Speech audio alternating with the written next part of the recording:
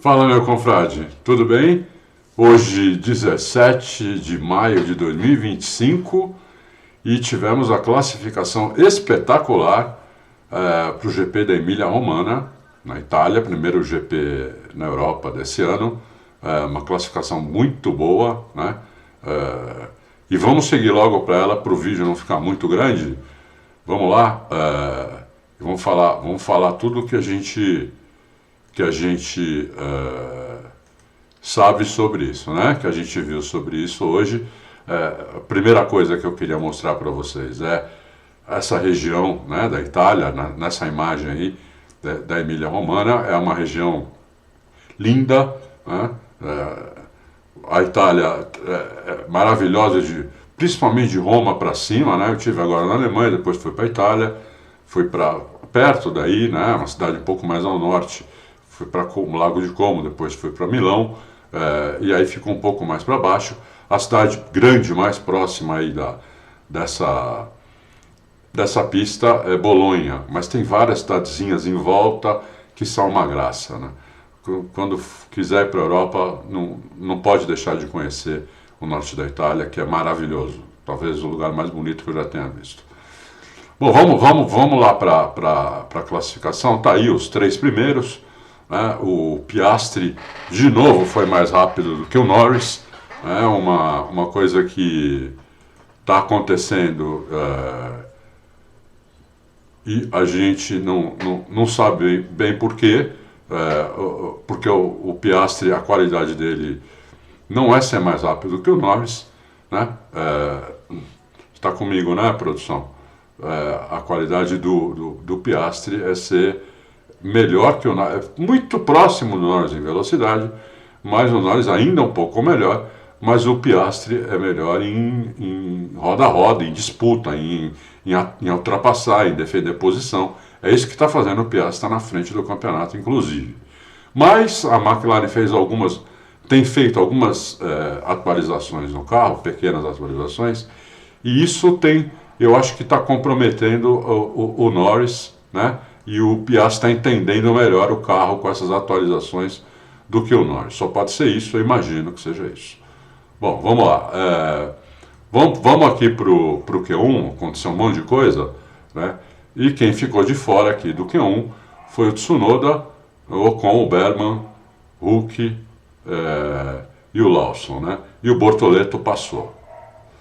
Bom, o Bortoleto, né, ele passou na frente do Hulk, mas houve um problema aí com o Berman, né, que eu vou mostrar para vocês agora com imagens, que eu acho que erraram em relação, infelizmente, acho que erraram em relação ao Berman. Eu acho que o Berman, a volta dele não devia ter sido deletada. Eu vou mostrar por que agora, né? Você está vendo você tá vendo essa imagem aí do Berman fazendo a volta dele, né? Terminando a volta dele. Ele está aí na frente da linha de chegada. Você está vendo aí a bandeirada, né? Está marcado aí com a amarelinha, tanto a bandeirada quanto a linha de chegada. Ele toma a bandeirada e aqui na frente você está vendo duas luzinhas que de longe parecem vermelhas, mas não são. E ainda não tem bandeira vermelha nesse momento, né? Vamos para a segunda imagem? Você passa a segunda imagem, olha lá. Ele acabou de passar pela linha de chegada, né? Já recebeu a bandeirada, aí sim, aquelas luzinhas que pareciam vermelhas não são vermelhas, olha lá, né? São amarelas aqui e brancas embaixo. E aqui está a bandeira vermelha, também com amarelinho em volta. Então ele já tinha passado. Então eu acho que a volta dele tinha que ter valido, né? Então, eu acho que, inclusive, se eu fosse a Haas, eu ia protestar sobre isso, porque, na minha opinião, isso está errado. Vamos mostrar as duas batidas que aconteceram no Q1, né? A primeira, a do Tsunoda. Vamos lá, vamos ver junto esse vídeo aí. Olha lá, o Tsunoda entra muito rápido na primeira chicane, perde o carro e bate, dá essa porradaça aí. Vamos ver de novo? Olha lá. Ele entra muito rápido e perde. Na transmissão falaram que ele passou muito por cima da zebra e tirou as 4 rodas do chão, por isso que ele perdeu o carro. Não foi isso que aconteceu, né? Nós temos uma imagem aqui, né? Você pode ver essa imagem, que você vai ver que não aconteceu isso. As 4 rodas estão no chão, e o problema foi realmente que ele entrou muito rápido na curva lá. As 4 rodas no chão, tá vendo? Ele entrou muito rápido na curva e perdeu a traseira, né? Essa primeira chicane, né? É uma chicane isso. E depois, no final, né? Aquela bandeira vermelha que acabou colocando o Bortoleto em 15º, que bom, pelo menos eles erraram, né? Dessa vez, bom, entre aspas, né? Eu sou brasileiro, mas eu gosto das coisas certas. Eu acho que tá errado isso, né? Acabou por causa do acidente do Colapinto, já estão chamando ele de Bate-Pinto, vamos ver junto. É na mesma chicane o acidente, a diferença é que é na saída da chicane, né? Ele abre demais, põe a roda um pouquinho na grama, e aí ele perde o carro e dá essa porrada aí, ó.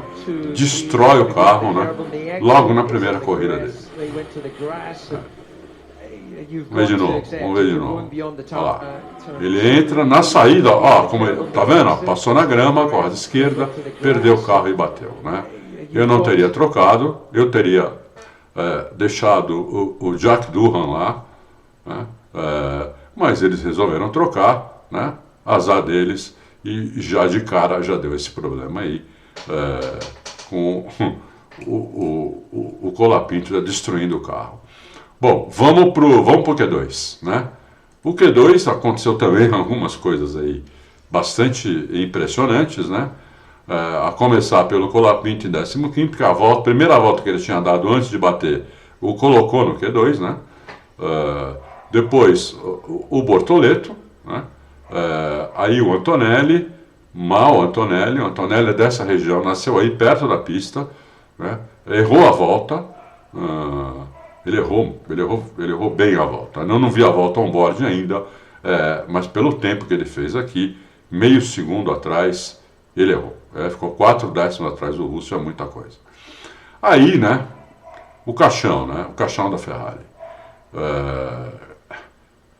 Hamilton e Leclerc simplesmente não passaram para o Q3, ficaram aí a meio segundo o Hamilton e 4 décimos o Leclerc, ficaram no Q2. A Ferrari errou totalmente o carro, né? A Ferrari, né? O que restou para a Ferrari, essa brincadeirazinha que nós vamos fazer agora aqui, vocês vão ver, né? Ferrari, para vocês é isso aí, ó. Esse caixão aí que vocês estão vendo. É isso aí, né? Não tem outra explicação para o que aconteceu com a Ferrari, né?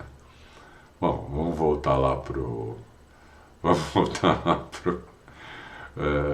Q2, né? Para falar dos outros, né? Que passaram para o Q2. Bom, passaram para o Q3. O Q2 foi isso, então, né? E aí nós vamos para o Q3, que vamos ver os 10 primeiros, como é que eles vão largar esses 10 primeiros. Simplesmente sumiu daqui, né? A imagem é impressionante. Eu não edito vídeo, tá, pessoal? Então às vezes acontece isso, de eu não achar alguma coisa que eu guardei aqui, né? Simplesmente sumiu daqui o Q3. Bom, a boa notícia é que eu achei o Q3, né? Que eu tinha guardado em algum lugar aqui. Vamos falar do Q3, então. Também um Q3 sensacional, né? Com o Gasly, que está indo muito bem com a Alpine. Gasly está guiando muito. Um carro que tem um déficit aí de motor, de potência. mesmo assim ele conseguiu colocar um carro em 10º lugar. Aí o Hadjar, né, que quem acompanha meus vídeos sabe, estão falando do Hadjar agora, faz uma semana, 2, eu estou falando do Hadjar desde a primeira corrida. É só voltar a ver a primeira corrida do ano. Hadjar indo muito bem, vestiu o carro de Fórmula 1 como poucos, né? Espero que ele continue evoluindo em 9º lugar. Aí, né, Aston Martin, né? O Stroll, vamos falar logo do Stroll e do Alonso, né? Que evidentemente teve aí apesar de não ter atualização, o Adrian Newey é um cara que ele projeta a atualização, depois ele confere para ver se foi feito certo, ele confere para ver se foi colocado certo no carro, e ele ajuda também no acerto do carro, né? Ele tem a palavra final no acerto do carro, pelo menos era assim na Red Bull, pelo que o Mate sempre me falava. Ele deve ter estudado esse carro da Aston Martin, né? E falou, vamos fazer um acerto melhor para o carro ficar mais rápido. E, né, meu palpite é esse, porque não existe um carro que estava chegando em último, penúltimo, um carro que estava tomando tempo dele mesmo, de 2 anos atrás, não nem de 2024, 2023, de repente, um carro desse fazer P7 e P5 na classificação numa pista exigente como essa, né? Essa pista é exigente, essa pista é old school, essa pista é estreita, ela não perdoa, ela tem grama, ela tem brita, é muito estreita, é muito rápida, tem curva de todo tipo. Um carro desse que estava horrível, de repente o carro ir para frente desse jeito, sem atualização, quer dizer, né? Praticamente sem nada de diferente no carro. Então, é bastante impressionante o que aconteceu com a Aston Martin. Aí, também muito impressionante, vamos falar da Williams, né?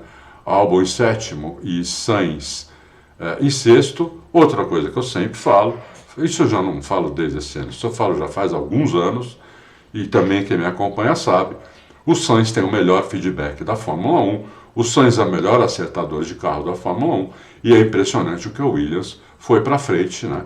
Um carro que, na maioria das vezes, ficava no Q1, algumas vezes o Albon conseguia passar para o Q2, né? E raríssimas vezes passava para o Q3, e agora estão indo os dois para o Q3, já é a segunda corrida seguida, já melhorou demais o carro, né? O Sainz já tinha sido mais rápido no Q2, e vai largar uma posição espetacular, que é 6º lugar. Aí o Norris, né? Como eu falei aquela hora, eu acho que o Norris não está entendendo essas atualizações as pequenas atualizações da McLaren, não fez nenhuma grande ainda, mas fez algumas pequenas, e está tomando do Piastri, que não tem nada a ver com isso, o Piastri entendeu e está botando tempo no Norris, problema do Norris, né? E aí o Russell, né, o Russell também, também quem me acompanha sempre me ouve falando, o Russell é um piloto de elite, o Russell está lá, muito consistente, muito rápido, pouco erro, leitura de corrida, muito rápido em classificação também, tomando pouco mais de 1/10 só da McLaren, né? E aí os dois primeiros, Vespa e Piastri, vão largar de novo lado a lado, de novo o Piastri vai largar na pole, com o Vespa em segundo, e o Piastri tem que largar bem, muito bem, porque o Vespa costuma largar bem, e o Vespa é duro na curva 1, né? Então o Piastri tem que largar bem e tentar fazer a primeira volta na frente, né? Porque senão fica difícil. Se o Vespa conseguir ultrapassar, o Piastri vai ter que contar com um undercut, uma coisa dessa, porque passar na pista, principalmente o Vespa, em carros muito parelhos, é muito difícil. Agora, tem que ver se os carros vão estar muito parelhos mesmo, né? A McLaren tem uma vantagem sobre as outras, não só sobre a McLaren, sobre as outras, né? A McLaren é o carro que melhor cuida dos pneus. Por quê? Entre várias razões, tem uma que é a principal, né? São os dutos de freio cubo de roda na McLaren. Eles fizeram um desenho e usaram alguns materiais que não passa o freio do calor para o pneu. Então o pneu não esquenta como esquenta dos outros. Então dura muito mais o pneu da McLaren do que dura dos outros. né, eles podem imprimir um ritmo mais forte que o pneu não esquenta tanto. Então, essa é a grande vantagem que a McLaren está tendo sobre os outros, né? Então, isso pode acontecer, o Verstappen pode até ultrapassar o Piastri no começo da corrida, na curva 1, tudo, e depois ele acabar com os pneus muito mais rápido do que o Piastri, e o Piastri conseguir passar. Pode acontecer isso, ou o Piastri tentar ultrapassá-lo num undercut, não importa, né? E para mim também não importa qual dos dois ganhar, eu quero ver pega. Eu acho que vai ter pega entre eles e acho que vai ter bastante pega atrás deles também,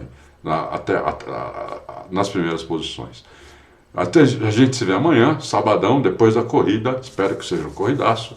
A gente faz esse vídeo aqui e a gente se vê, tá bom? Um abraço, bom sabadão, até amanhã, tchau.